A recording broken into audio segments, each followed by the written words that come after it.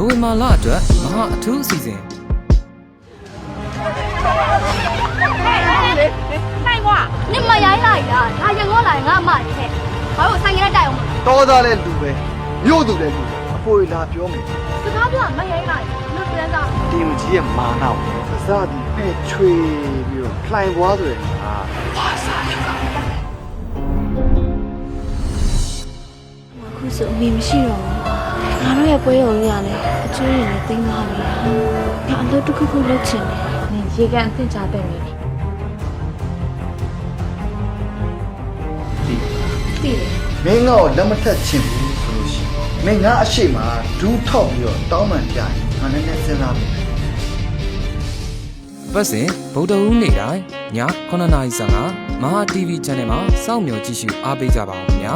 နိုဝင်ဘာလအတွက်မဟာအထူးအစီအစဉ်